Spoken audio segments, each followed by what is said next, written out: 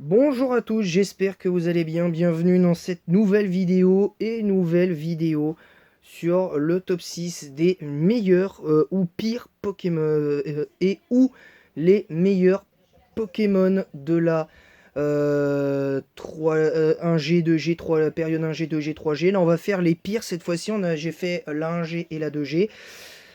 Beaucoup de retours positifs sur ce format de vidéo. Je pense que je renouvellerai l'expérience pour 2025. Je pense que je vais renouveler l'expérience. Moi, ça me paraît logique, forcément. Donc là, on va parler de la 3G. Et là, je peux vous dire qu'il va y peut-être avoir des pouces rouges. Enfin, des pouces vers le bas. Parce que pour moi, la 3G, en termes de Pokémon et en termes de strat, c'est une des pires génération selon moi avec l'ingé. Parce que l'excuse qu'avait la 2G, malgré le manque de diversification de tout ça, on va dire que l'excuse c'était la découverte, c'était vraiment une nouvelle région. Il y avait la région Johto, donc il y avait un esprit de, de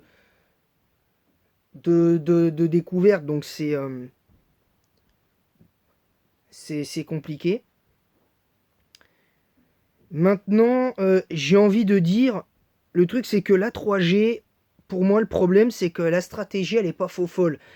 Pourquoi? Parce que ça se résume à littéralement la 3G, la carrière stratégique de la 3G, c'est sur littéralement 3 Pokémon. Euh, Celebi, c'est Tyrannosif et Armure. Voilà. Et éventuellement un quatrième que je rajouterais avec Dratak.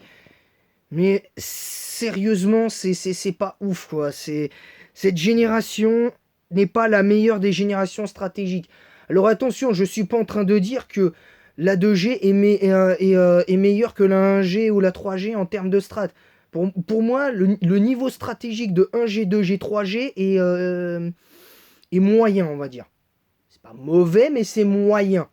On va dire que c'est moyen. La 3G, c'est pareil, c'est le même problème, c'est pratiquement une avalanche de Pokémon moyens pour une toute petite proportion de vrais bons Pokémon. Et ça, c'est dommage pour la 3G, je vous avoue. C'est vraiment dommage. Et on va commencer par, pour moi, celui que je considère comme un mauvais Pokémon en soi, c'est Trio Piqueur. Alors pourquoi Trio Piqueur? Vous allez me dire, mais attends, il est en overuse, il est joué avec le talent piège, il a voile sable. Ok, il tape peut-être pas très fort, mais bon, il est rapide et tout. Ouais, ok, d'accord, mais en attendant, c'est pas non plus ouf. T'as de meilleurs types sol que lui en 3G. Je suis désolé, pour moi, t'as de meilleurs types sol, même s'ils sont pas dans les mêmes tiers que lui. Il y a pour moi meilleur que Trio Piqueur. Kaorin pour moi est meilleur. Euh, Comment il s'appelle? Bon, à part Ossature évidemment, mais il y a pour moi d'autres Pokémon de type Sol qui sont, à mon sens, meilleurs que lui, très clairement. Même Donphan, pour moi, est meilleur que Trio Piqueur. C'est plus intéressant, à mon sens, à jouer. Et c'est dommage. Et c'est dommage. Parce que lui, je le mets pas par plaisir, ce Pokémon-là, parce que mes aventures 3G avec lui ont été plus ou moins bonnes, que ce soit période rouge feu vert feuille ou Ruby Saphir Émeraude à l'époque de la cartouche. Mais sincèrement, je me dis quand même,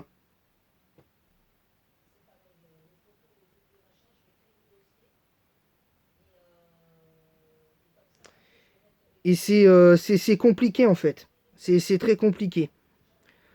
Le deuxième Pokémon de la liste pour moi, c'est Ptera. Ptera pour moi en 3G, ce n'est pas bon. Mais pas bon du tout, tout simplement. Après, ça n'engage que moi, encore une fois. Je précise que cette vidéo n'est que mon vécu personnel sur les Pokémon que j'ai joué, affronté ou que j'ai détesté jouer et affronter, c'est les deux, hein, c'est pareil. Euh, Par contre, chacun est libre d'avoir son opinion. Attention, je vous empêche pas d'avoir la vôtre, donc voilà, c'est juste pour vous prévenir. Moi, j'ai mis ces deux Pokémon-là, comme Trio Piqueur en premier et Pterala, parce que pour moi, je suis désolé.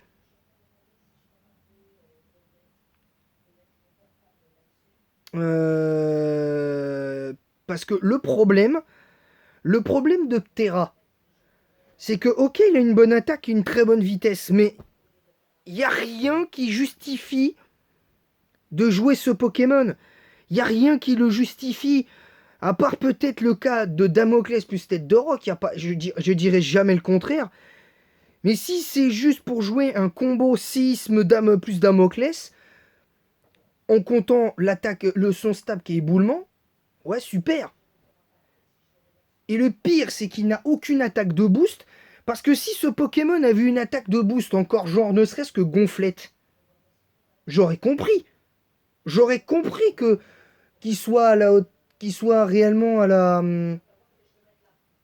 la hauteur et tout. J'aurais compris. Mais là, ce Pokémon, il n'y a aucun intérêt à le jouer. C'est comme Trio Piqueur. Il n'y a aucun intérêt à le jouer, ce Pokémon-là. Il y en a. Enfin, il n'y a pas d'intérêt à le jouer. Il n'y a pas d'intérêt. C'est des Pokémon. En fait, pour moi, ces deux Pokémon-là que sont Trio Piqueur et Ptera, c'est des Pokémon en mode yacht nature. C'est des Pokémon qui sont fades. C'est des Pokémon qui sont fades et sans saveur en stratégie 3G. Il y a pour moi bien meilleur que Trio Piqueur et Ptera en 3G. Après, ça n'engage que moi. Ça n'engage que moi. Maintenant, euh, après, si vous estimez que Trio Piqueur est bon, que Ptera est bon en 3G, c'est votre droit. Mais moi, c'est pas l'avis que j'ai. C'est pas l'avis que j'ai. Maintenant, chacun son avis. Maintenant, c'est un top. C'est un top dont je parle, qui est de mon vécu personnel sur les Pokémon que je vous cite. Ce n'est qu'un simple vécu personnel. Parce que Pokémon, ce n'est pas que de la stratégie, c'est aussi un vécu des Pokémon que tu joues. C'est aussi un vécu. Et ça, faut le comprendre. Parce que si tu ne parles pas, tu ne te bases pas sur le vécu que tu as du Pokémon, que t'as du Pokémon en question, et que tu te bases uniquement sur le tir stratégique, sur le move pool, sur ses statistiques et j'en passe, et aussi sur le méta et les mécaniques, tu ne peux pas, à mon sens, avancer dans le bon sens en tant que joueur de Pokémon. Je parle bien en tant que joueur. Et je sais, je faisais pareil avant. Je faisais pareil. Bien avant de commencer les vidéos, je faisais la même chose. Je faisais la même chose.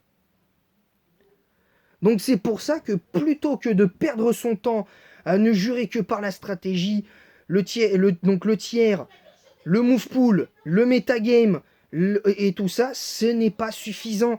Il faut que vous voyez aussi en vous le vécu que vous avez du Pokémon. Et ça compte. Et ça, pour moi, ça compte énormément, le vécu. Ça compte énormément. Maintenant, je ne suis pas en train de dire...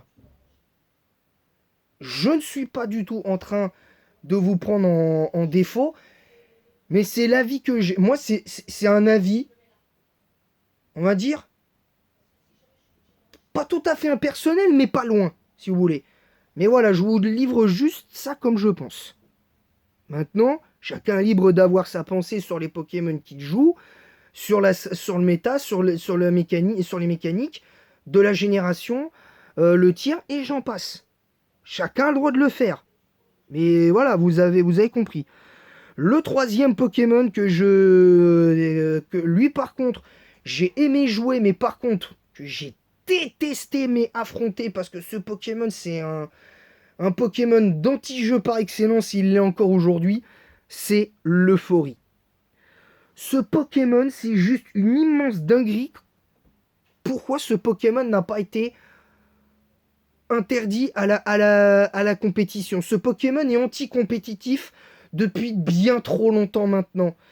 Parce que ce Pokémon a un style de jeu qui n'est que défensif, et comme il y a beaucoup de joueurs, entre guillemets, de Pokémon défensifs qui, pour la plupart, ne jurent que par des Pokémon comme ça, comme l'Euphorie, Prédastérie, Terrestre en 9G, et j'en passe, ben, ces Pokémon-là sont populaires. Enfin, voilà. Moi, après, là, encore une fois, je précise que même s'il y a des Pokémon que je mets dans ce top-là et que je vous dis que j'ai aimé les jouer, ça veut pas dire pour autant que j'ai aimé les affronter, ça n'a rien à voir. Ça n'a rien à voir. Et ce Pokémon, j'ai plus détesté l'affronter que je n'ai aimé le jouer. Bon, cela dit, je ne l'ai joué que très peu de fois. Et voilà, mais bon, après voilà. Mais ce Pokémon a 135 quand même de défense spéciale, une base qui n'a aucun sens. Parce que imaginez, vous inversez la base de PV, vous inversez la base de PV et de défense physique, ou alors vous mettez une base de défense de 200 avec la base de PV.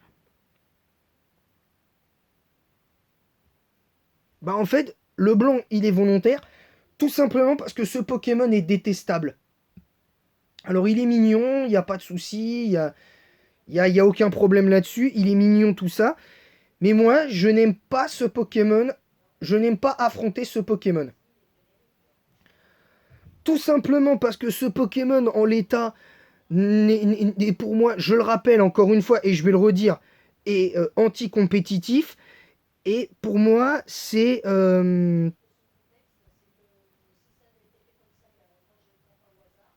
compliqué. C'est compliqué. L'autre Pokémon que je mets là-dedans, c'est le quatrième. C'est Jirachi. Mais Jirachi, tout le monde sait pourquoi il est plus ou moins apprécié à la fois et détesté. C'est que ce Pokémon a des stats 200 partout. Il a le talent sérénité. Donc tout ce qu'il fait, c'est multiplié fois, limite fois 2. Hein, j'extrapole. Et au final, boum. Qu'est-ce que tu peux... Comment... Il y a des... Même lui, je le trouve parfois anti-compétitif.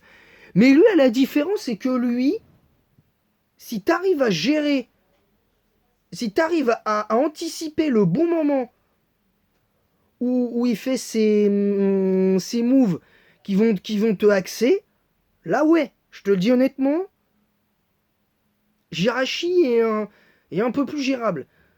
Tandis que, tandis que l'euphorie, non. L'euphorie, lui, comme il a le type normal et qu'il n'est touché que par les Pokémon de type combat, entre guillemets sur le super efficace, ben du coup, bah t'es un peu coincé. Et ces deux Pokémon-là, ils sont capables de te coincer quand t'es pas préparé. Et il est là le lien de cause à effet de mon aversion limite pour les Pokémon défensifs, elle vient de là. Je joue très rarement des Pokémon défensifs parce que justement, moi j'estime que certains, pas tous, il y a des Pokémon défensifs qui n'ont aucun sens et qui ne méritent même pas d'être joués tant. Enfin, qui ne méritent pas d'être joués. Je m'exprime mal. C'est pas qu'ils ne méritent pas d'être joués, c'est qu'en fait, ces Pokémon-là sont tellement anti-compétitifs que tu prends pas de plaisir. Tu prends aucun plaisir à jouer ces Pokémon. Non seulement quand tu joues ces Pokémon-là, tu prends aucun plaisir, pratiquement. Pas sur tous, mais sur une bonne partie. Et derrière, boum, et t'envoies ça derrière. Donc ça n'a aucun sens. Ça n'a juste pas de sens. C'est aussi simple que ça. Donc voilà les Pokémon que je vous ai cités. L'Euphorie, Trio Piqueur, Jirachi, Ptera. Le cinquième Pokémon pour moi, c'est Voltali. Alors Voltali, c'est un peu à contre-cœur que je le mets dedans parce que malheureusement, je le trouve inefficace ce Pokémon. C'est juste pas terrible. J'ai essayé de le rejouer sur Rouge Feu, Vert Feuille et tout ça. J'ai eu la chance une fois dans Pokémon Emerald de tomber sur un Evoli, de l'attraper et de jouer Voltali période Emerald. Ruby Saphir Emerald. Alors, attention, je le mets à contre-cœur parce que pour moi, il a des bonnes stats. Il a les stats qui, pour moi, correspondent à son style. Même si tu aurais pu améliorer un petit peu son attaque spéciale au fur et à mesure des années, au moins, je pense, je dirais, pour arriver à un minimum de 135 en attaque spéciale, je pense que ça aurait pas été déconnant. Voilà, et en objet, il aurait peut-être été un peu plus fort. Mais là, aujourd'hui, Voltali, il y a pour moi de meilleurs types électriques que Voltali en troisième génération. Et il y en a un seul qui remplit ce rôle. Bah, c'est notre bon vieux. Comment ça s'appelle? C'est notre bon vieux Elector. Elector surpasse notre ami Voltali. Electek surpasse Voltali. Magnéton surpasse Voltali, à mon sens. Maintenant, après, voilà. Mais c'est à peu près ce que je pense de ce Pokémon-là. Voilà le 5e Pokémon. Donc je vais vous répéter encore une fois à chaque fois, comme ça tout le monde saura. J'ai cité dans les Pokémon l'Euphorie, Trio Piqueur, Jirachi, Ptera, Voltali. Le dernier Pokémon, alors lui, c'est pour l'ensemble de son œuvre, on va dire depuis qu'il a obtenu Soin Poison, c'est Chapignon. C'est Chapignon. Alors le problème de Chapignon, lui, c'est pareil, c'est un peu à contre-cœur parce que lui, ce Pokémon ne paye pas de mine, il a 130 ans d'attaque, des défenses moyen sans plus, et une vitesse médiocre, mais vraiment médiocre. Mais ce Pokémon, je rappelle que c'est le dernier, ce Pokémon-là, je déteste l'affronter. Pas tout le temps, mais je déteste l'affronter. Ce Pokémon, si tu fais pas attention, il peut t'endormir, ton Pokémon, faire un éventuel clonage, et derrière, il peut te spammer une éventuelle gonflette. S'il est joué avec gonflette, même si je sais pas si c'était joué comme ça, il pouvait te mettre un sacré mitrapoint qui te faisait hyper mal.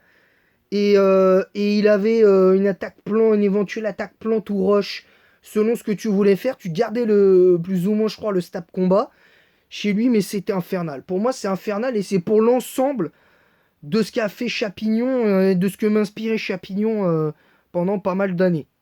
Maintenant, après voilà, hein, c'est une impression personnelle. Donc voilà les 6 Pokémon que je vous ai cités pour la 3e génération. Voici donc les Pokémon. Trio Piqueur, l'Euphorie, Jirachi, Ptera, Voltali et Chapignon.